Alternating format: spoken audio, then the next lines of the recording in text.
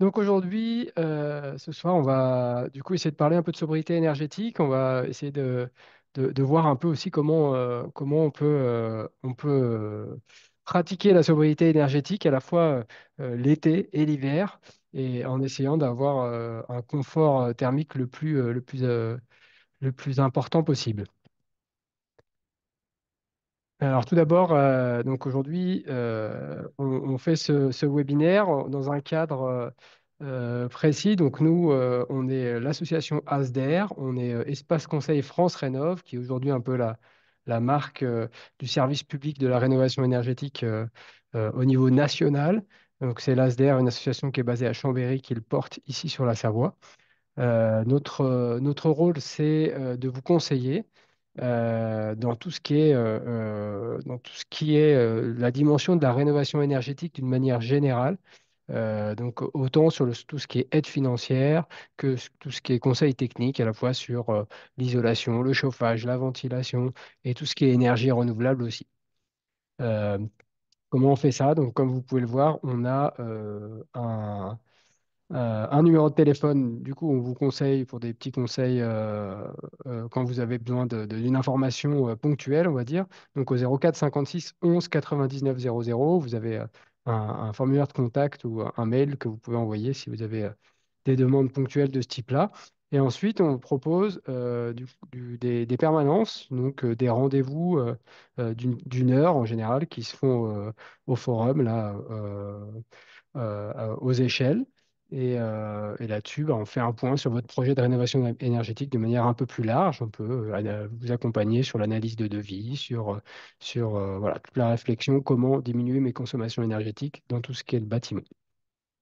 Et, euh, et enfin, on a tout ce qui est éventuellement dans des cas de rénovation un peu importantes, on peut avoir entre nous et les partenaires des possibilités de visite à domicile pour engager des travaux de rénovation un peu plus importants. Et enfin, bah, comme ce soir, on a des animations, donc là un webinaire, mais on fait aussi des conférences, des visites de chantier quand on a des rénovations importantes sur le secteur. Euh, voilà, donc ça c'est porté par tous les territoires de la Savoie et le département, avec l'ANA effectivement qui finance aussi. En Isère, vous avez, parce que comme du coup la Chartreuse est un territoire un peu particulier, on est à la fois à cheval sur l'Isère et la Savoie, et vous avez donc une autre association qui fait la même chose que nous, qui s'appelle l'AGDN sur tout ce qui est sur toute l'Isère, et donc vous avez les coordonnées ici, donc le 04 76 14 0010 ou le mail, voilà, et un site internet Info Énergie 38. Euh, un petit mot de Cœur de Chartreuse qui a organisé du coup qui propose ce webinaire donc, animé par nous pour vous dire que la collectivité elle travaille sur plusieurs axes au niveau de la transition énergétique sur différentes dimensions, à la fois la sobriété énergétique dans lequel intervient un peu ce webinaire, l'efficacité énergétique et la production énergétique renouvelable. Euh, Ce webinaire, il intervient dans ce cadre-là. Et du coup, si vous souhaitez d'autres informations, des informations complémentaires sur ce que met en place la collectivité sur tous ces sujets, vous avez le numéro de Élodie Hannequin-Blondet qui s'occupe de tout ça au 04 76 66 65 36. Voilà. Alors, de quoi on va parler ce soir? Tout d'abord, on va parler un peu du contexte climatique, énergétique. On va essayer de définir un peu tout ce qui est la sobriété. C'est pour ça que je vous ai demandé de contribuer un peu au nuage de mots. On pourra voir ensemble ce que vous avez mis et essayer voilà, de le définir. Ensuite, on verra un peu les différents types de sobriété, et donc de la sobriété en pratique, comment elle se met en place sur les différentes échelles. Et en fait, ensuite, on parlera tout d'abord de sobriété et de confort en hiver, puis de sobriété et de confort en été.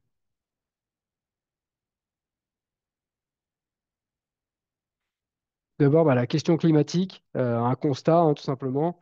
Le changement climatique amène beaucoup une augmentation de la température au niveau global, mais aussi au niveau local. Hein. Là, c'est l'augmentation des températures depuis 1900 jusqu'à 2020 dans les Alpes, où on a une augmentation de la température en moyenne qui est plus importante qu'ailleurs, comme dans les pôles. On va avoir par exemple des températures qui ont augmenté plus que la moyenne euh, au niveau mondial. Là, on a une tendance linéaire qui est à 2,25 degrés, qui est plutôt important. Aujourd'hui, on est plutôt à un peu la moitié en fait au niveau mondial actuellement. Qu'est-ce que ça amène? Ça amène plein d'éléments et notamment un besoin de changement, un besoin de transition euh, pour essayer d'atténuer les conséquences de cette augmentation des gaz à effet de serre et de cette augmentation de température et une obligation de s'adapter aussi parce qu'il va y avoir des changements quoi qu'on fasse. Là, vous avez les nombres de jours, les nombres de jours de vagues de chaleur, c'est-à-dire des températures de plus de 5 degrés par rapport à la normale sur plus de 5 jours consécutifs, où là, on a la référence qui est, ce qui a été entre les années 75 et 2005. Et après, on a des projections. Donc, avec une projection de 2021 à 2050 sans réduction des gaz à effet de serre, donc en continuant comme on fait aujourd'hui, sans diminuer les gaz à effet de serre. Donc, on voit que là, on commence à avoir des zones où les nombres de vagues de chaleur augmentent sensiblement. On commence à avoir des fois, voilà, là où c'est rouge foncé, on a jusqu'à 30 jours, 30-40 jours de vagues de chaleur annuelles. Là, on a une projection, du coup, sur plus loin, 2071-2100, avec la réduction des gaz à effet de serre. Et là, on remarque qu'on est plus dans cette augmentation de température-là, euh, qui était jusqu'à 2050. Et enfin, on a une projection dans ces mêmes années-là, 2071 à 2100, sans réduction des gaz à effet de serre, c'est-à-dire sans rien faire aujourd'hui. On voit que là, on a quasiment partout on a plus de presque 3 mois de vagues de chaleur qui pourrait y avoir chaque année. Donc ça, c'est un des exemples. On a vu voilà, on voit chaque année beaucoup d'éléments. Là, c'était pas mal. C'est vrai que cet été, il a fait moins chaud chez nous, très, très, très chaud tout autour de nous, mais on a quand même eu moins d'impact que les autres années, où on avait eu des feux, on avait eu beaucoup de sécheresse. Là, on a quand même eu cette année un, un- un- un temps, on va dire, un climat qui était un peu plus raisonnable au niveau chaleur. On a eu beaucoup d'inondations, beaucoup d'autres choses. On va pas, c'est simplement un constat. En tout cas, on a besoin de modifier nos comportements et d'une transition énergétique. La prospective, qu'est-ce que c'est la prospective? C'est tout plein d'acteurs qui ont mis à essayer de projeter quels pourraient être nos, quels pourraient être les différents scénarios en fonction des gaz à effet de serre et de nos actions, c'est-à-dire à la fois en termes de réduction de consommation énergétique, donc en termes de réduction de production de gaz à effet de serre, et entre autres, il y a aussi plein d'autres éléments, mais on a plein d'associations et de groupes. Donc on a le GIEC, le groupe d'expertise intergouvernemental sur l'évolution du climat, pardon, qui est plutôt bien connu. C'était les premiers un peu à sonner à tirer la sonnette d'alarme. On a l'association Negawatt, dont on va reparler, hein, qui est une association qui a fait des scénarios à horizon 2050 en France et en Europe pour diminuer, pour arriver à horizon 2050 à zéro gaz à effet de serre. On a une prospective de RTE qui a fait plusieurs scénarios aussi. RTE, c'est le réseau de transport et d'électricité de France. Donc là, qui est plutôt orienté sur comment, au niveau énergétique, comment alimenter notamment le réseau électrique. Et on a Transition 2050 aussi, qui est une perspective de l'ADEME, je crois, qui a travaillé là-dessus. Euh, Globalement, qu'est-ce qu'ils ont en commun tous ces scénarios? tous les scénarios, on va dire, qui ont travaillé à la prospective et qui sont sérieux, ils ont un point commun, c'est que la sobriété elle est au cœur de tous ces scénarios-là. On n'a aucun de travail sérieux qui n'a été travaillé sans, sans la sobriété énergétique. Donc, c'est un pilier majeur de notre transition. Donc, la sobriété au cœur de la transition, ça, c'est un petit triptyque de Négawatt, justement, que j'ai pu citer juste avant, qui part, on va dire, des besoins, de nos besoins énergétiques et de nos besoins et de la tendance actuelle, par trois actions, vont permettre de réduire et d'arriver à un zéro gaz à effet de serre au niveau 2050. Aujourd'hui, cette flèche qu'on voit rouge, c'est un peu le tendanciel, c'est plutôt une tendance à la croissance et à l'augmentation de consommation énergétique. Et donc le premier, hein, le premier, la première partie la plus importante, c'est la sobriété énergétique pour eux. D'abord diminuer nos besoins euh, pour donc partir des usages pour ensuite remonter aux ressources. Ensuite, on a ce qu'on appelle l'efficacité énergétique, donc tout ce qui est, bah, par exemple, l'isolation, tout ce qui est euh, l'amélioration des rendements des différentes machines, voilà, tous ces éléments-là. Donc, un travail sur la consommation des ressources pour un usage donné. Et ensuite, et en dernier recours, toute la partie de l'énergie qui nous restera à produire et à consommer, elle devra être produite par des énergies renouvelables. Et donc, passer des énergies de stock qu'on va chercher euh, dans, euh, dans les fonds, dans les profonds de la Terre, en passant plutôt à des énergies de flux, donc avec tout ce qui est énergie renouvelable, hein, le solaire, l'éolien, la biomasse, et j'en passe. Euh, voilà un peu pour ce qui est la prospective. Euh, Par rapport à la définition, alors je ne sais pas si vous avez pu euh, participer au nuage de mots. On va essayer de regarder les résultats ensemble.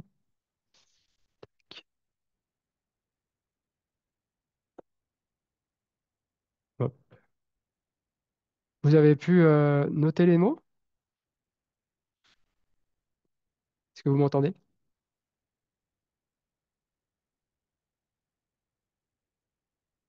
Est-ce que vous m'entendez? Oui? Alors, moi, j'entends toujours. J'ai pas noté de mots parce que le Ah, mien ok. n'était pas super clair personnellement. Donc, je pense que les D'accord. autres l'ont peut-être fait. Ok. Bah non, j'ai pas de réponse. Alors, soit il y a eu un bug, soit bah, c'est pas le plus important. Euh, Comment on peut définir la sobriété énergétique? Euh, il y a, on peut prendre la définition que Lux Emal a fait dans le dictionnaire de la pensée écologique, qui fait référence à la sobriété énergétique de la façon suivante, qui dit, contrairement à l'efficacité ou à l'utilisation de renouvelables, la sobriété ne s'appuie pas sur des aménagements techniques, mais sur des choix de vie conduisant à réduire, voire à supprimer le service énergétique lui-même, au risque de questionner les normes du confort moderne. Efficacité et renouvelables sont techniques et laissent espérer une continuité des modes de vie. La sobriété énergétique se distingue par sa dimension essentiellement sociopolitique, impliquant une remise en cause des habitudes de consommation qui structurent nos sociétés industrialisées. On confond souvent sobriété énergétique et efficacité énergétique. Et donc, je vous propose, dans ce cadre-là, de faire un petit quiz et de voir ensemble, essayer de définir est-ce que c'est de l'efficacité énergétique ou de la sobriété énergétique. Alors, en premier lieu, on a si on baisse la température de son ballon d'eau chaude, est-ce que vous avez une idée est-ce que ça se situe plutôt sur de l'efficacité énergétique ou de la sobriété énergétique?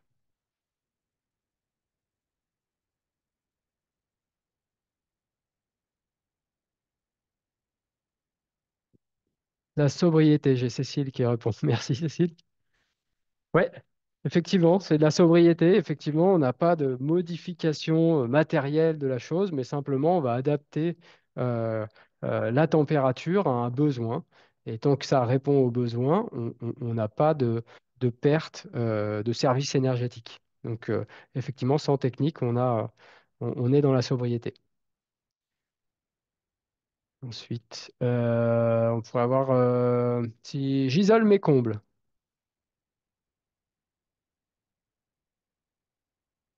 Est-ce que isoler ses combles, plutôt sobriété, plutôt efficacité? Efficacité énergétique. Effectivement, on est dans l'efficacité. Efficacité, effectivement, il y a un moyen matériel directement. On va mettre de l'isolant dans les combles, donc j'ai matériellement moins d'énergie qui va pouvoir, qui va s'échapper de mon logement. Si je remplace ma voiture par une voiture électrique, Est-ce que tu veux que je mette les écouteurs? C'est le webinaire sur l'énergie. bonjour, on vous entend.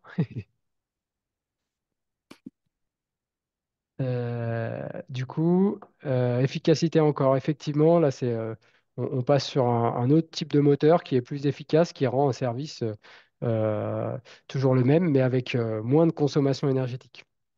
Et enfin, rouler moins vite sur l'autoroute, rouler, on va dire, à 110 km/h sur l'autoroute. Qu'est-ce que ce serait plutôt sobriété? Effectivement. Bon, bah, voilà. Vous êtes calé sur la sobriété et l'efficacité. On peut attaquer. Donc, la sobriété énergétique, donc on l'a vu, c'est effectivement utiliser, avoir le même service énergétique rendu en utilisant moins d'énergie, sans technique, on va dire, sans rajouter du système technique. Ce qu'on va avoir souvent euh, à la suite de l'efficacité énergétique, c'est ce qu'on appelle l'effet rebond. L'effet rebond, c'est concrètement, là vous avez l'exemple, les moteurs consomment de moins en moins d'essence, mais on prend la voiture de plus en plus souvent.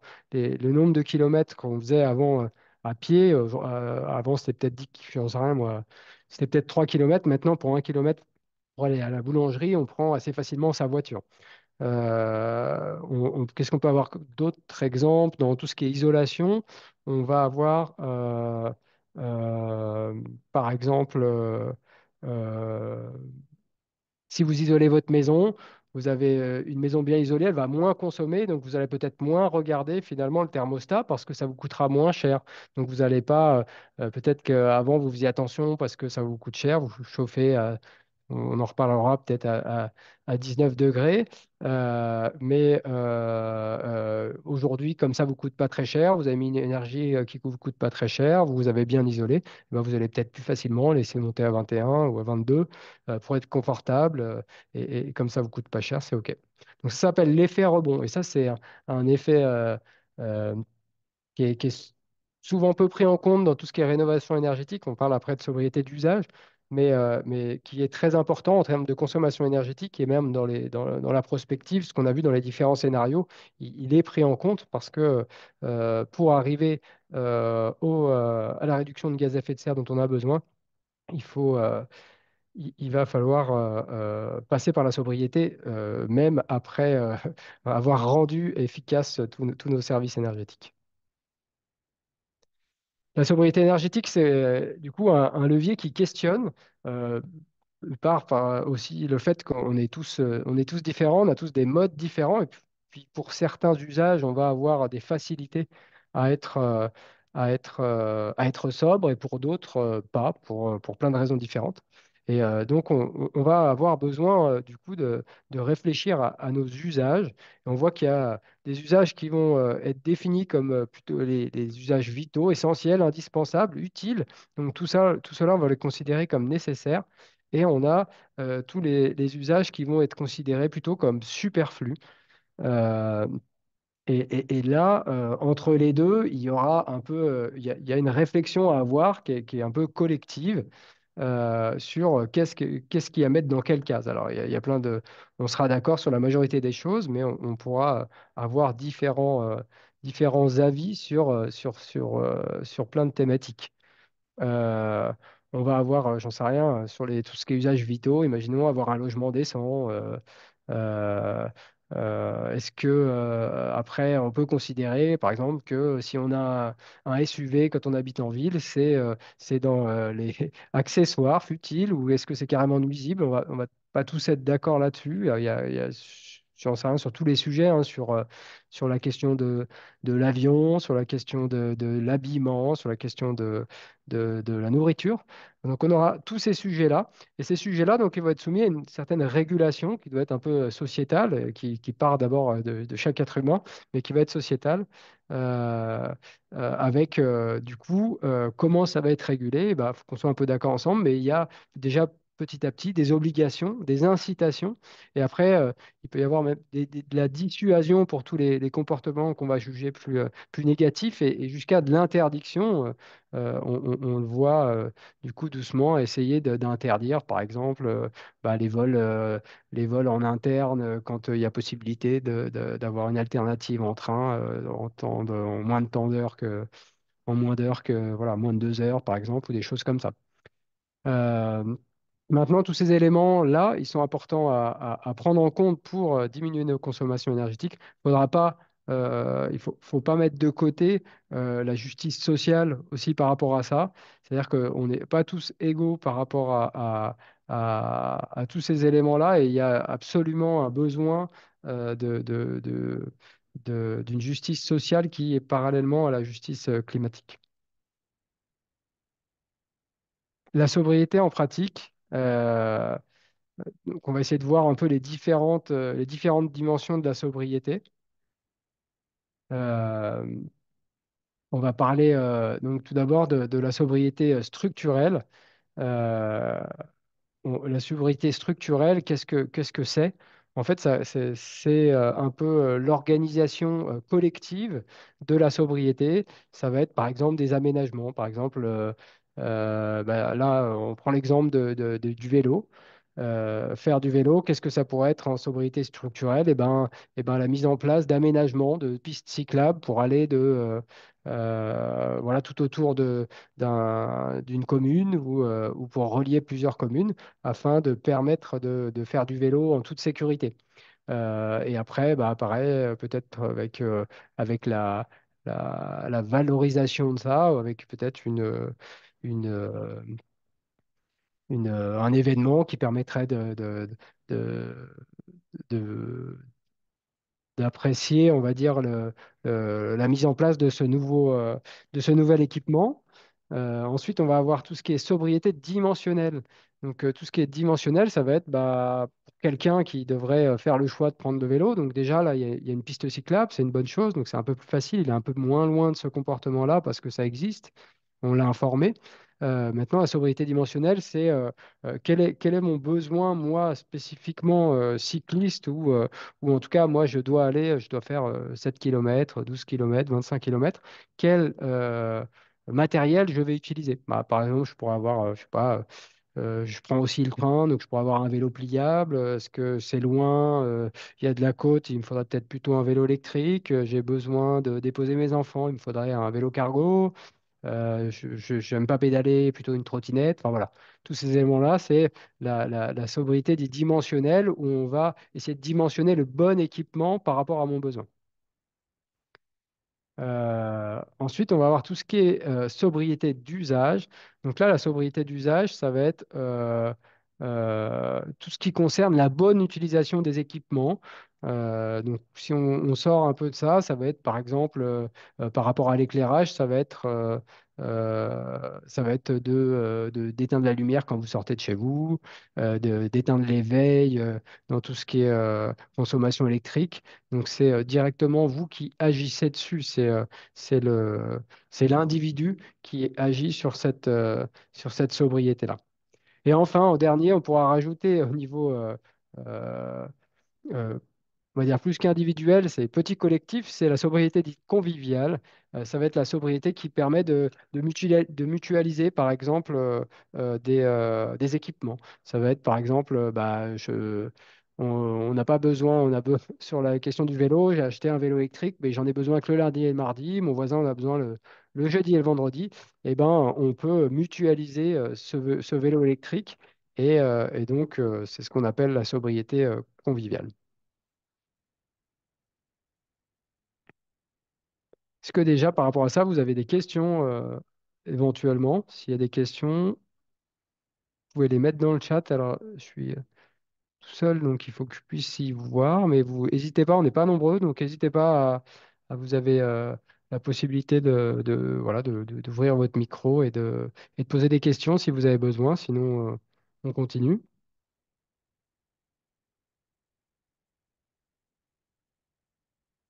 Pas de questions sur ces différentes dimensions de la sobriété? Ok. Eh bien, on continue. Donc, on va parler maintenant de sobriété et de confort hivernal. On va commencer ça par un petit sondage que je vous propose euh, de vous permettre de répondre. Normalement, vous devez avoir un petit sondage qui apparaît avec les questions que j'ai sur le diaporama. Donc, c'est un sondage vrai ou faux. Et la première question, c'est ma chaudière est régulée grâce à une sonde extérieure. Du coup, j'ai pas besoin d'installer un thermostat dans le salon. Ça risquerait de dérégler le système. Est-ce que c'est vrai ou est-ce que c'est faux? Je crois que vous avez commencé à répondre. C'est qu'a priori, vous avez accès au sondage. C'est super. Ensuite, en deuxième question, on a en cas d'absence, il vaut mieux ne pas arrêter la chaudière. Sinon, la remise en chauffe consommera, pardon, trop d'énergie. Et enfin, en dernière question, je dois régler mon chauffage à 19 degrés pour être confortable à la maison.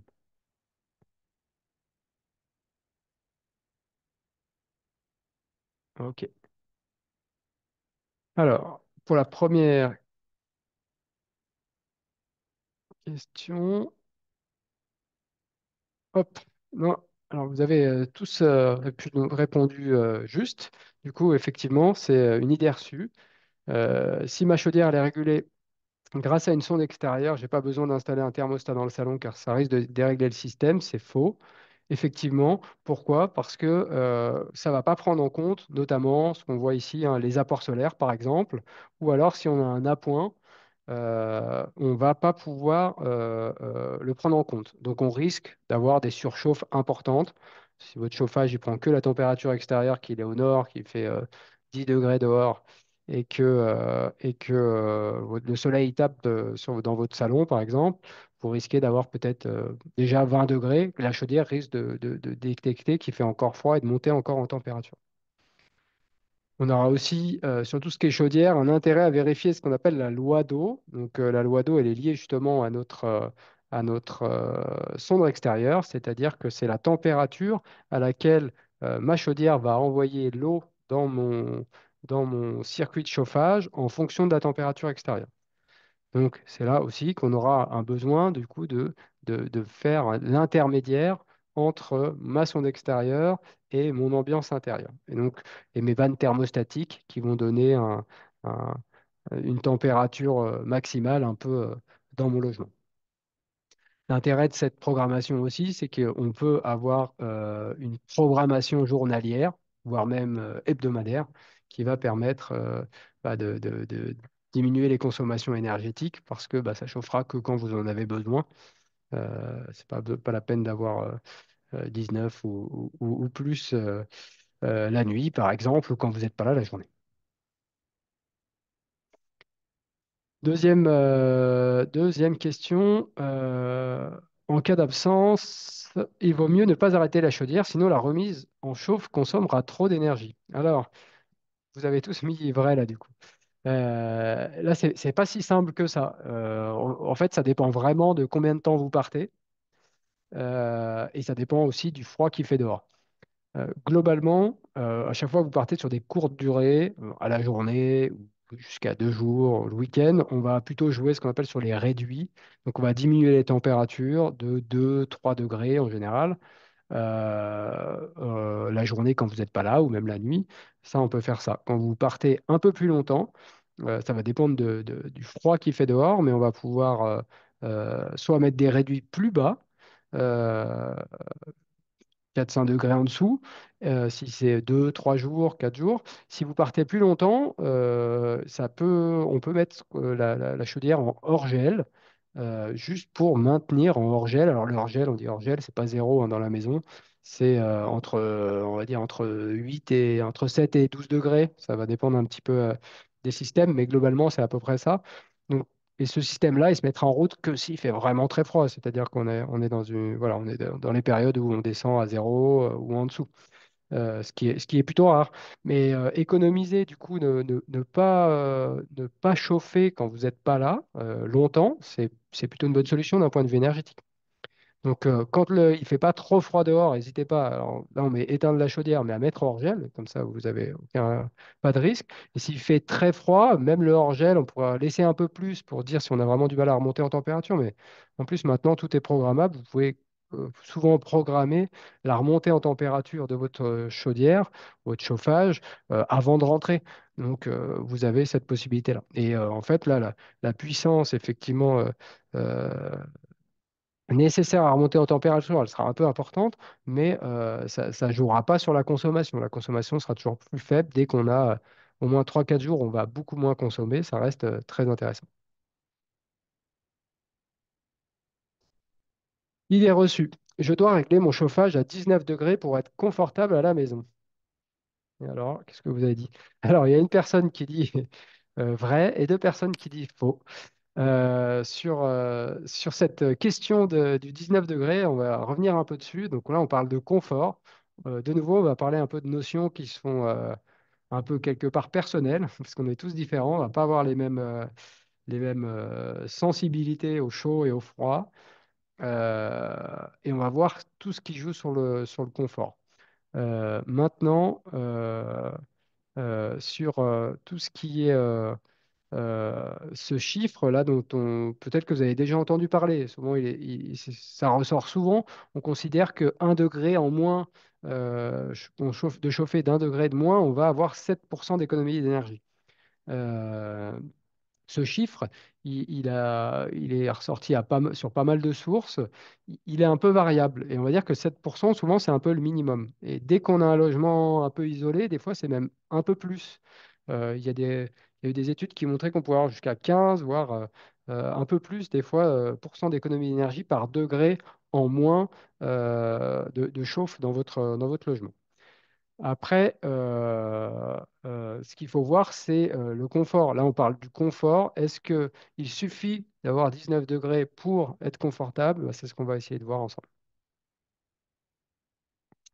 Il y a ce monsieur-là qui est un chercheur qui s'appelle Olfanger, qui a défini le confort avec plusieurs notions qu'on voit là, 6 notions notamment, sur tout ce qui est confort thermique. Qu'est-ce qu'on va pouvoir, comment on va pouvoir agir dessus au niveau de la sobriété sur les premiers éléments? Bah, l'habillement. Pas trop de secret, effectivement. Si vous êtes bien habillé, que vous avez un bon pull, que vous avez, voilà, vous n'êtes pas en t-shirt dans la maison, ça aidera fortement le confort en hiver. On peut avoir juste des petites mitaines si on est. Moi, j'ai les mains, je suis frileux des mains, et ben, j'ai des petites mitaines l'hiver quand il fait froid. On a tout ce qui est activité, donc effectivement, moins on est mobile dans la journée, si on reste immobile pendant longtemps à lire un livre, eh ben, on va être plus soumis à un inconfort thermique au niveau du froid. Donc ça, on peut jouer dessus bah, en essayant d'avoir des périodes peut-être d'inactivité un peu moins longues et du coup d'organiser sa journée pour avoir voilà, un peu moins de temps continu inactif. Et après, tous les autres éléments, c'est plutôt des éléments techniques qu'on va essayer de voir un par un. Tout d'abord, la température des parois. Donc, la température des parois, on va considérer que la température ressentie, c'est la température, c'est la moyenne des températures entre l'air. Donc là, on parle de nos 19 degrés potentiels, hein. Donc là, dans l'exemple, on a une température ambiante de 20 degrés. Et on a la température des parois. Donc, c'est une moyenne de la température de l'air et de la température des parois. Si j'ai une paroi froide, ça veut dire, par exemple, bah, j'ai un mur en béton non isolé ou une fenêtre ancienne ou une fenêtre en simple vitrage, elle va rayonner du froid quand il fera très froid dehors. Et donc, mon ressenti, il ne sera pas forcément celui de 20 degrés. Je peux avoir 20 degrés, mais en fait, mon ressenti va être plutôt à 17 degrés parce que ça sera la moyenne de 20 degrés et de 14 degrés. Dans mon deuxième exemple, je vais avoir du coup une paroi qui, elle, est à 19 degrés avec une température ambiante de 20 degrés. J'ai un ressenti 19,5. Donc là, c'est pas que la température de l'air qui va impliquer notre confort, mais aussi la température des parois.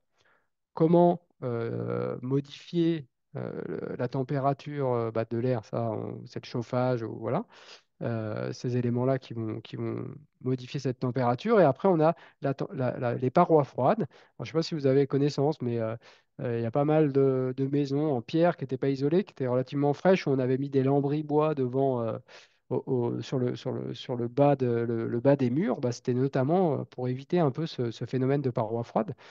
On a tout ce qui est tapis, hein, ce qu'ils utilisaient dans les châteaux. C'était les grands tapis, les grandes tentures, les grands rideaux. Donc, utiliser des grands rideaux devant vos fenêtres pour éviter qu'il y ait un rayonnement de froid, c'est une des solutions qui va améliorer, du coup, et diminuer l'effet de parois froides et utiliser des matières chaudes, donc tout ce qui est textile, tout ce qui est bois. euh, le bambou, la terre, un peu plus que tout ce qui est carrelage qui va être plutôt froid. Un autre phénomène qui existe, hein, c'est directement le contact, ce qu'on appelle l'effusivité des matériaux qui ont une effusivité qui est différente.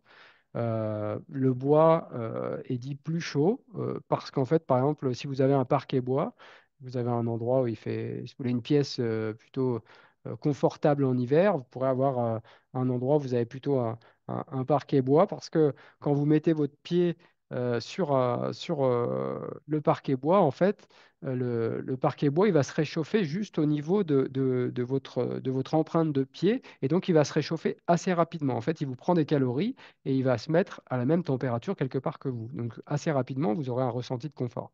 Si vous mettez sur du carrelage, par exemple, sur quelque chose de minéral, en fait, par exemple, s'il y a une dalle avec du carrelage, cette dalle, elle va vouloir prendre toutes des calories perpétuellement, se réchauffer intégralement. Et du coup, de ce fait-là, eh ben, vous n'aurez jamais une sensation de chaleur sur ce carrelage parce que bah, en fait, vous n'arriverez jamais à réchauffer toute la dalle, quoi. Donc là, il y a aussi une question de matériaux qui peut être intéressante. Et donc, si vous avez des parois froides, bah, si vous mettez voilà, du bois devant, des tentures devant, vous allez diminuer ce phénomène de parois froides. De la même façon, on aura forcément la fermeture des volets la nuit qui va permettre de diminuer à la fois les consommations énergétiques et donc de diminuer aussi enfin, d'augmenter quelque part la température de votre vitrage parce qu'il sera moins soumis à la température extérieure. Donc là, on a des exemples, on voit un peu avec du carrelage, c'est plutôt tous les bâtiments dans les pays du Sud où on aura beaucoup plus de matières minérales. Et là, on voit à l'inverse plutôt les pays du Nord où là où il fait très froid, on aura plus une ambiance bois qui va être plus confortable et qui va amener des parements plus chauds. Coup, nous, on a un peu les deux chez nous maintenant.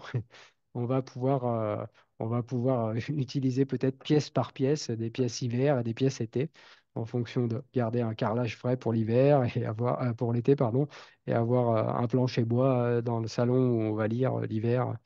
Ça sera peut-être une des solutions. Qu'est-ce qui joue aussi dans le confort thermique? Il y a la vitesse de l'air. la vitesse de l'air, comment on peut jouer là-dessus? Bah, en fait, notamment tout ce qui est lié aux fuites qu'on ne maîtrise pas. Donc là, dès qu'on a un trou, hein, l'air, il circule dans les parois. euh, et en général, comment on évite qu'il y ait de l'air qui circule dans les parois? Eh ben, simplement en reprenant les enduits, en voyant où passent les réseaux. Souvent, il y a tout ce qui est gaine électrique, ce genre de choses où on peut avoir euh, des fuites. Donc là, en passant un briquet, par exemple, autour de vos fenêtres, à différents endroits, vous pouvez voir des endroits et simplement en refaisant un petit joint mastic, par exemple, ou reprendre un enduit à des endroits, ou voilà, ce genre de choses va permettre de diminuer un peu la sensation de froid liée à la vitesse de l'air, au petit vent qu'on pourrait ressentir parce qu'il y a de l'air qui circule dans vos doublages ou voilà, ou près des fenêtres ou près des réseaux, parce que souvent les réseaux, ça va, euh, amener des gaines et des trous parce on doit faire passer ces réseaux. Donc voilà, que ce soit au niveau de l'eau, du chauffage ou de l'électricité, on a souvent des trous qui peuvent être gérés, enfin pas, qui veulent traverser nos parois qui sont supposées être étanches à l'air. On va avoir tout ce qui est obturation des anciens conduits de cheminée, ventilation. Si vous avez une vieille cheminée à foyer ouvert et que vous l'utilisez jamais et qu'il n'y a pas de plaque, là, on va avoir un fort renouvellement d'air, une vitesse de l'air qui va s'accélérer parce que, en fait, on a une différence de hauteur, donc un gros tirage thermique. Alors, quelque part, ça ventile, hein, c'était la ventilation des anciens. Mais tout ça, si vous ne savez plus utiliser, effectivement, il faut boucher tous les conduits qui ne servent plus, hein, j'entends, attention, pas boucher les conduits de ventilation qui sont fonctionnels. Tout ce qui est au niveau des escaliers, fermer les paliers, souvent, pareil, ça va générer un tirage thermique, notamment quand on se chauffe, par exemple, au bois. L'avantage, c'est que le chauffage au bois, avec la convection, il va aller chauffer les chambres en haut. Le désavantage, c'est que ça va générer, encore une fois, un tirage thermique, une accélération de l'air. Et ça peut être très inconfortable parce qu'on va sentir, en fait, cette accélération de l'air, parce qu'il y a une différence de hauteur et de température entre le haut et le bas. Et ça risque, du coup, de, de diminuer fortement le confort. Donc là, effectivement, ne serait-ce que fermé par un rideau, ou voilà. Et idéalement, si vous pouvez mettre une porte ou des choses comme ça peut permettre de aussi diviser les espaces et donc maîtriser un peu plus la consommation énergétique des différents espaces. Ensuite, dans le confort, il y a le taux d'humidité qui intervient. Donc, comment le taux d'humidité il est géré? Il y a votre type de chauffage qui joue, il y a combien vous êtes dans le logement, le volume que vous avez euh, par rapport au nombre de personnes que vous êtes dans votre logement. Et après, on a tout ce qui est système de ventilation. Donc, globalement, globalement, à la fois pour la qualité de l'air et pour la gestion de l'humidité, avoir un système de VMC, c'est ce qui va permettre de gérer le mieux le taux d'humidité. Après, il y a des lieux, hein, aussi qui sont plus humides que d'autres. Si vous êtes, par exemple, un vieux bâtiment qui est sur un terre-plein, on peut avoir plus d'humidité parce qu'on a une proximité avec la terre ou un mur enterré, des choses comme ça, ou si vous êtes à proximité d'un lac, d'une rivière, vous allez avoir potentiellement un extérieur qui est plus humide. Et ensuite, il y a le type de chauffage que vous allez utiliser, c'est-à-dire que si on a par exemple un chauffage au bois, on va assécher un peu plus l'air. Le chauffage électrique, souvent on dit qu'il assèche un peu plus l'air. Maintenant, ça dépend quand même beaucoup du nombre de personnes que vous êtes parce que c'est la production de vapeur d'eau que vous avez. Alors, juste en respirant, vous en avez. Quand vous cuisinez, quand vous vous douchez, on produit de l'eau. On dit qu'une famille de 3-4, elle produit environ 15 à 20 litres d'eau. Donc, c'est un bon seau d'eau acheté chaque jour. Donc c'est pour ça que voilà, il faut bien aérer votre logement plusieurs fois par jour, idéalement matin et soir. Et si vous avez, ça c'est surtout si vous n'avez pas de système de ventilation. Et dans la plupart des cas, dès que vous allez avoir amélioré un peu l'étanchéité de votre logement, par exemple si vous changez les fenêtres, C'est à ce moment-là qu'il faut se poser la question de la ventilation, s'il n'y a pas eu de besoin avant, parce qu'on va améliorer à la fois du coup l'étanchéité du bâtiment, et là on a un risque aussi de condensation, donc de pas arriver à évacuer l'humidité que vous produisez suffisamment.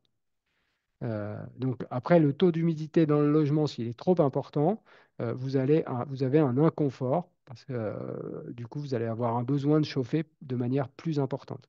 Si vous avez un circuit de chauffage central, vous allez avoir tendance à augmenter le thermostat si vous avez un taux d'humidité trop important. On considère le taux d'humidité moyen confortable entre 40 et 60% d'humidité relative.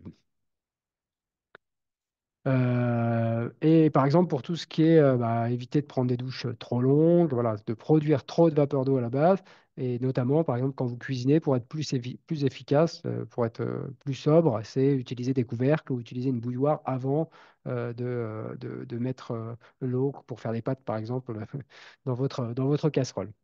Vous allez diminuer du coup le temps de cuisson et donc la vapeur d'eau qui va s'échapper dans le logement. Euh, Ok. Alors, en hiver, on va avoir ce qu'on appelle un peu l'approche bioclimatique. Donc, comment on s'organise pour gérer, on va dire, utiliser la sobriété au regard de l'approche bioclimatique. Donc en hiver, ce qu'on va essayer de faire, c'est de capter le soleil. Donc une des notions de sobriété qu'on pourra amener, c'est ouvrir ses volets, et notamment ouvrir ses volets la journée, et encore plus quand on a des ouvertures au sud, pour pouvoir permettre de capter le soleil.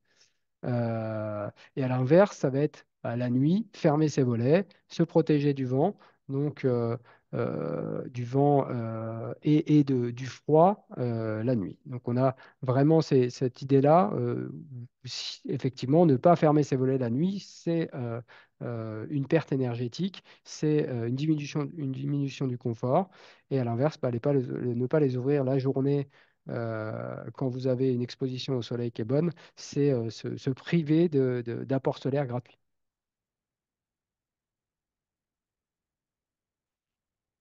Enfin, en termes de sobriété, le diagnostic de performance énergétique, qui aujourd'hui définit un peu les logements sur la performance énergétique, hein, ça le donne une classe énergétique, à la fois une double classe aujourd'hui, le DPE, le diagnostic de performance énergétique depuis 2021, il a une double étiquette sur l'énergie et sur ce qu'on appelle les gaz à effet de serre.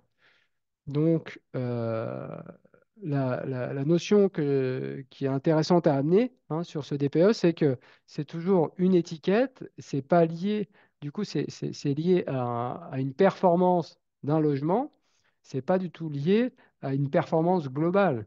Parce que si vous avez la surface habitable, par exemple, sur ce DPE, c'est 150 mètres carrés, et que vous êtes une personne dedans, ou si vous êtes 6 personnes dedans, ça va pas avoir le même impact. Et notamment, si vous êtes tout seul dedans, une des possibilités pour diminuer fortement cette consommation énergétique, ça serait d'avoir plutôt plusieurs logements.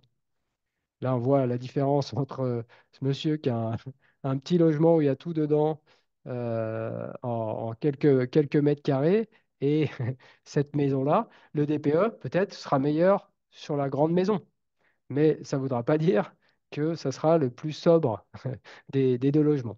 Donc, il y a vraiment un intérêt à se poser ces questions-là, à la fois en termes d'usage, hein, quel est mon besoin personnel. Bon, alors, il y a tout plein d'éléments hein, qui viennent là-dedans, le lieu où on vit, où on était avant, enfin voilà, il y a pas mal de choses à apporter, mais c'est quand même intéressant de se dire, il n'y a pas que le DPE qui compte, un DPE qui est bon, une maison qui fait 200 mètres carrés en classé B peut consommer bien plus que- que, euh, qu'une maison de 50 mètres carrés classée E, en fait. Parce que c'est cette étiquette énergétique, là, et ces gaz à effet de serre, elles sont multipliées par le nombre de mètres carrés. Donc, c'est important d'avoir cette notion en tête et donc de mutualiser un peu au mieux les grands espaces, à créer plusieurs logements. C'est là qu'on sera le plus sobre, notamment en termes de, à la fois de ressources et de chauffage, hein, surtout.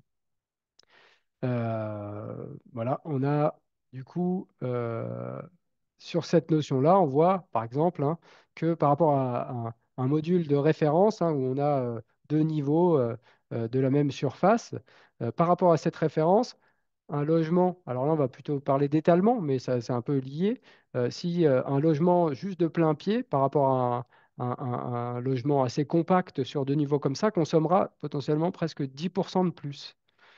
Et là, si on commence à regarder avec des mitoyennetés, par exemple pour ces maisons en bande, là, on peut avoir l'exemple ici. On aura sur une maison en bande comme ça, elle va consommer 40% de moins d'énergie qu'une maison individuelle, que la référence ici, qui sera tout seul, où toutes les surfaces donnent sur l'extérieur. Donc voilà, là, c'était une petite notion que je voulais apporter en plus, parce que ça me paraît assez important et difficile de passer à côté en termes de sobriété, notamment sur tout ce qui est chauffage, si on parle pas de l'usage de la surface chauffée, ce qui amène aussi à ce dont on avait un petit peu parlé tout à l'heure, quelle pièce vous chauffez, si vous avez une maison et que finalement il y a tout un étage que vous chauffez, enfin, vous n'utilisez pas parce que voilà, vous avez votre chambre en bas ou vous avez qu'une seule chambre que vous chauffez, ne serait-ce quand on a parlé un peu des rideaux, de fermer le sas, tout ça, mais par exemple, fermer les portes, ouvrir les portes, ça va avoir un impact. Si vous chauffez au bois et que vous ouvrez vos portes, l'idée, c'est de pouvoir tempérer toute la maison. Si vous n'utilisez pas des pièces, fermez les pièces que vous n'utilisez pas, essayez euh, de rester de limiter la zone que vous chauffez à à la température dont vous avez besoin. Ça va diminuer fortement la consommation énergétique. Et donc là, on parle de sobriété, euh, toujours sur la question du chauffage. Est-ce que vous avez des questions sur cette partie-là, sur le chauffage, sur la sobriété en hiver et sur le confort? Est-ce qu'il y a des choses que vous voulez, sur lesquelles vous voulez que je revienne? Vous n'avez pas compris ou qui vous questionnent? Voilà, n'hésitez pas, en tout cas, à prendre la parole. On n'est pas nombreux, donc on peut se permettre. Ah, hop. Non, c'est très clair. Merci, Cécile. Bon, c'est super. Je continue alors. Mais n'hésitez pas, en tout cas, à prendre la parole si vous avez besoin, s'il y a des choses qui sont pas claires. Alors, on continue. Sur la question de la sobriété en hiver, j'ai un peu fait le tour de ce que j'avais à vous, à vous dire. On va passer un peu à la sobriété et au confort estival. On a de plus en plus de problématiques dans ce sens-là et ça ne va pas aller en s'améliorant. Donc effectivement, c'est intéressant d'avoir un peu les notions de comment gérer ce confort d'été le mieux possible et comment, par la sobriété, on peut améliorer ce confort et diminuer notre inconfort, voire des consommations énergétiques. Donc en été, ce sera plutôt la stratégie du froid. Avec, à la différence de l'hiver, on va essayer plutôt de se protéger la chaleur et de garder la fraîcheur et de la dissiper. Où on va avoir du coup une stratégie qui sera différente le jour et la nuit. Ce qu'il faut savoir, c'est qu'en termes de confort d'été, l'usage de la personne, le fonctionnement de l'occupant a un impact considérable. On a, d'un point de vue efficacité énergétique, justement, aujourd'hui, on n'a pas vraiment de solutions techniques qui peuvent nous dire ce bâtiment-là, en fait, il sera jamais chaud s'il n'y a personne dedans qui agit au quotidien. Notamment, ça pose problème souvent pour les vacances, si on part plusieurs semaines pendant les vacances et qu'on ne peut pas agir sur le bâtiment, souvent le bâtiment aura monté en température. C'est un peu difficile après à à redescendre si on est toujours sur des fortes, sur des moments de canicule ou des grosses vagues de chaleur. Donc, la base de la base, déjà, c'est effectivement se protéger du rayonnement solaire. Se protéger du rayonnement solaire, là, on a quelque part, vous me direz, c'est un peu tout des éléments techniques, mais déjà, encore une fois, c'est l'usage, c'est, je pense, à fermer mes volets avant de partir au travail, en randonnée en vacances ou peu importe. Il faut que je puisse limiter, voire faire en sorte qu'il n'y ait aucun rayonnement solaire qui rentre dans mon logement. Ce qu'on peut avoir souvent en tête aussi, c'est il faut vraiment que je ferme mes fenêtres au sud, mais ailleurs, c'est OK. Là, vous avez un petit cube qui représente un peu les différentes surfaces d'une maison en été. Alors, vous n'avez pas la même chose à la mi-saison, on en reparlera peut-être rapidement, mais en été, là où il y a le plus gros impact, c'est sur le toit. Donc, typiquement, les Velux, on a énormément de fenêtres de toit chez nous où on n'a pas de protection solaire extérieure. C'est important qu'elle soit extérieure pour arrêter le rayonnement avant qu'il tape dans la fenêtre. Le soleil, en été, c'est une puissance de l'ordre de 1000 watts par mètre carré. Donc, 1 mètre carré de Velux non protégé, c'est un radiateur électrique que vous allumez dans vos chambres sous le toit, par exemple. Vous allumez alors qu'il fait 35 dehors. Donc, forcément, là, la température, elle va monter assez vite. Ce qu'on peut voir encore avec ce diagramme, c'est que c'est pas forcément au sud qu'on a le plus gros impact solaire en plein été. Pourquoi? Bah, parce que le soleil, il monte assez vite, il a une course qui est très haute dans le ciel, et les vitrages qui vont être les plus touchés, ça va être l'est et l'ouest, le sud-est, le sud-ouest. Et là, on ne le voit pas, mais en plein été, le 21 juin, vous regardez vos fenêtres au nord, vous avez du rayonnement solaire. Donc, si c'est la canicule, eh ben, potentiellement, il faut penser en fin de journée et en tout début de journée à, euh, à fermer vos volets au nord aussi, parce que toute entrée de soleil va faire monter en température le logement. À la mi-saison, c'est un petit peu différent parce qu'on va avoir beaucoup plus, enfin, l'Est et l'Ouest vont être toujours très impactants, mais on aura un peu plus de rayonnement solaire au sud. En tout cas, la base de la base, c'est ça, c'est de se protéger du rayonnement solaire en ayant des protections solaires. Si vous n'en avez pas, en termes de sobriété, on a des gens qui, n'ayant pas le budget pour les volets tout de suite, on peut mettre un tissu. Vous suspendez un tissu un peu opaque, ça protège. Voilà, le soleil rentre pas ne tape pas sur le vitrage et donc on a une température bien plus confortable dans le logement. Donc au niveau de la journée, c'est ça qu'on peut faire. Et la nuit, on ne sait pas faire, comme je vous disais, sans se protéger du soleil la journée et surventiler la nuit. Surventiler la nuit, ça veut dire ouvrir de manière traversante son logement quand on peut, mais ils ne sont pas toujours traversants. Et l'idéal aussi, c'est d'avoir une réflexion quand on a un projet de rénovation sur le côté traversant. Si vous aménagez justement vos combles, ça va être créer, avoir des ouvertures, d'ailleurs plutôt en mur, hein, éviter les ouvertures type Velux en toiture. On voit que pour le confort d'été, ils ont un impact, ils créent une faiblesse dans la toiture qui est assez importante. Mais en tout cas, avoir, si possible, des ouvertures de chaque côté du bâtiment. Là, on va avoir la possibilité de décharger les calories quand il fait plus frais, dès qu'il fait plus frais le soir, la nuit, euh, pour, euh, pour diminuer la température du logement. Sans faire ça, votre logement, même bien isolé, même bien protégé, inexorablement, il va monter en température, plus ou moins vite en fonction de l'isolation, en fonction de différents paramètres. Mais si vous agissez pas, si vous ne le faites pas, eh ben, du coup, voilà, dans tous les cas, euh, on aura une montée en température qui risquera d'être très importante. Effectivement, là, on voit traversante voilà, au même étage, mais ça peut être sur deux niveaux aussi. On voit que justement, là, avec un escalier, par exemple, ça peut augmenter même la ventilation.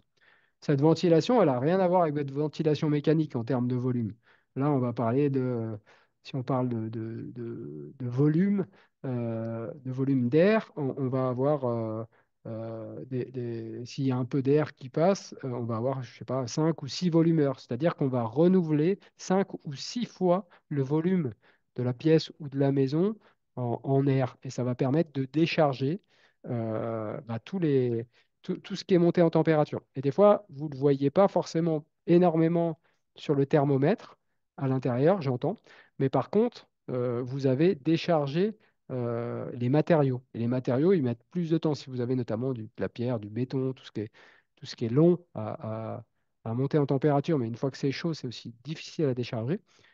Ça va, dès que la température est plus basse dehors et qu'on peut faire circuler de l'air, on va diminuer la température et donc on va repousser le moment où ça va monter en termes de degrés, degrés de l'air dans votre logement. Donc ça, c'est à faire tous les jours et à chaque fois qu'il fait frais et idéalement même dès qu'on voit qu'il commence à faire un peu, les températures commencent à monter, pas attendre qu'il fasse 25 dans la maison pour être attentif à ça. Donc après, il y a aussi toutes les solutions avec des oscillobattants, voilà, des techniques comme ça. Mais si vous pouvez faire ça, déjà vous protéger du soleil en journée et surventiler la nuit, c'est les deux minimums, entre guillemets, pour avoir un confort d'été correct dans votre logement. Dernière chose, alors on a parlé pas mal de Velux, d'isolation, de toiture, tout ça. Et encore une fois, relatif aussi à la sobriété dit surfacique, un aménagement de comble c'est aussi du coup mettre des pièces directement sous la toiture. Là, on va être le plus impacté par les éléments, et notamment par le rayonnement solaire.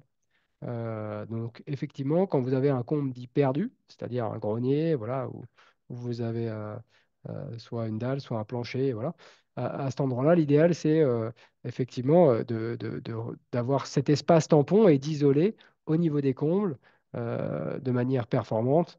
Si vous avez un plancher bois, par exemple, ce serait mettre une membrane d'étanchéité et mettre 40 centimètres d'isolant par exemple, ça va permettre d'avoir l'espace tampon, une bonne isolation entre mon volume euh, l'hiver chauffé et non chauffé, et à l'inverse, bah, l'été, mon volume chaud et mon volume que je voudrais je voudrais qu'il reste frais. Voilà sur ce qui est la surventilation nocturne. Une dernière notion qui est très importante en termes de confort d'été, ça va être tout ce qui est être attentif à tout ce qui est apport interne. Là, vous avez un petit tableau qui avait été généré par l'ALEC de Marseille sur tous les appareils qui vont émettre un rayonnement, une chaleur équivalent à un radiateur électrique. Vous avez tous les appareils électriques que vous avez chez vous produisent de la chaleur. Un ordinateur, l'éclairage, la télé. Après, on a tout ce qui est cuisson. Donc, effectivement, adapter votre, euh, votre, euh, votre alimentation l'été pour diminuer la température dans votre logement, c'est une des manières de diminuer fortement la température, la montée en température dans votre logement.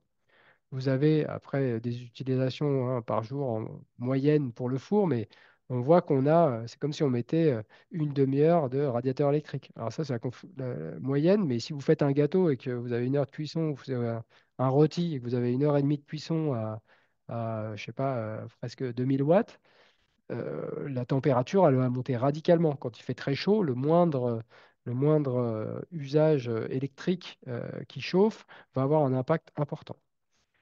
Après, qu'est-ce qu'on peut faire? Bah, voilà, sur les machines à laver, on peut essayer voilà, de moins se salir, de diminuer un peu le volume de machines à laver qu'on va faire dans le volume chauffé pour limiter la montée en température. Ne pas utiliser tout ce qui est sèche-linge, en été encore plus. Si vous avez la possibilité justement d'étendre votre linge, ça va même augmenter un peu.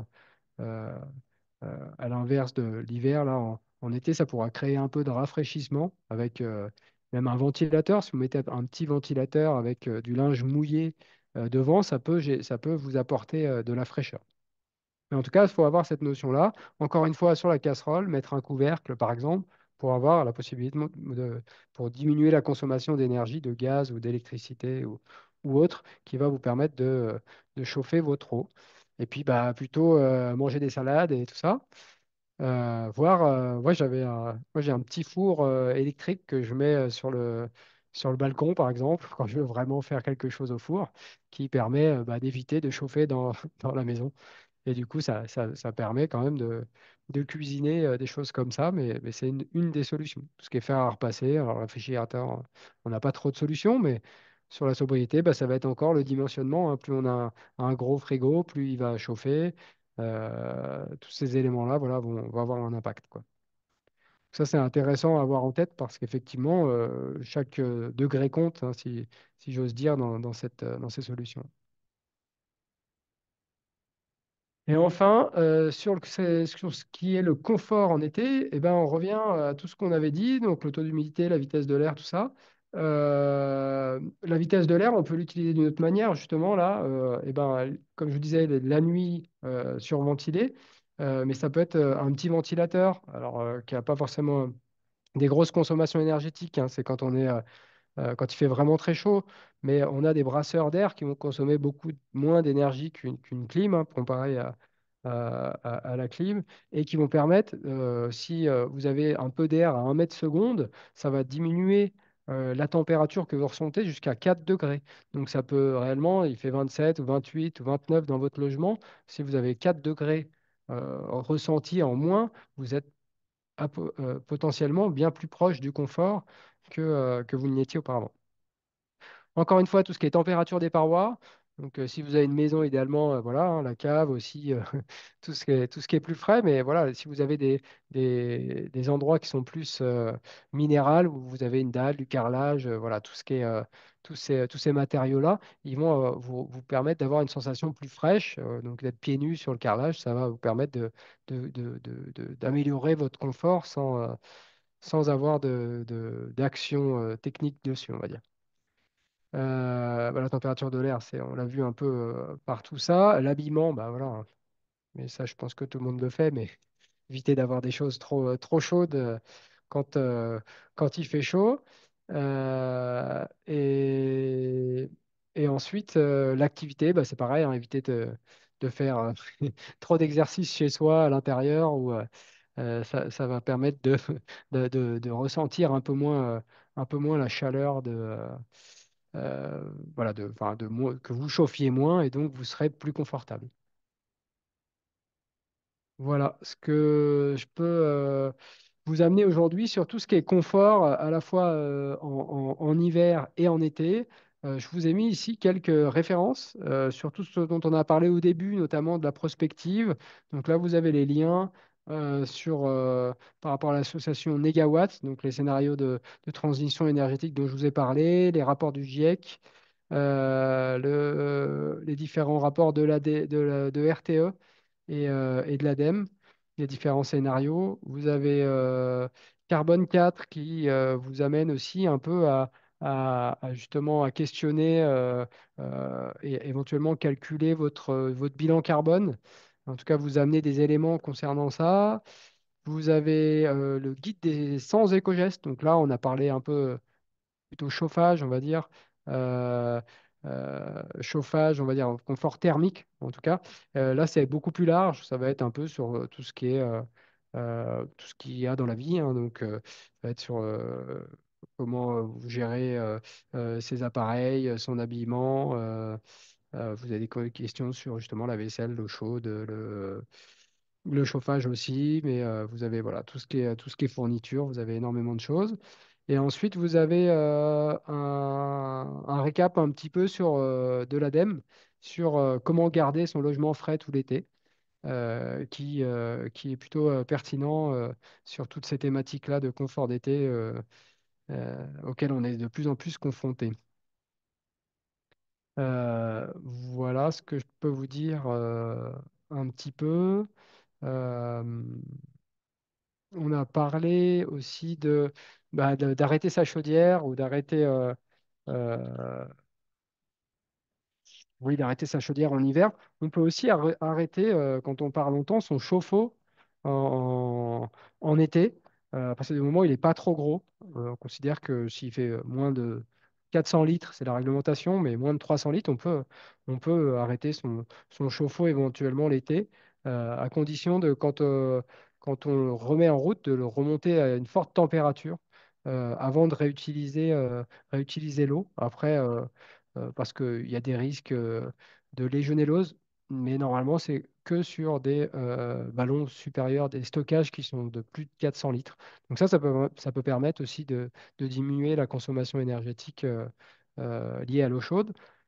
Et après, alors, c'est pas tout à fait de la sobriété, mais ça peut être de la sobriété parce que c'est petits travaux, mais sur le chauffe-eau, l'hiver, s'il est par exemple dans une zone non chauffée, l'isoler, rajouter 10 centimètres d'isolant tout autour, au-dessus, en dessous, c'est aussi diminuer ses pertes et donc économiser de l'énergie l'hiver.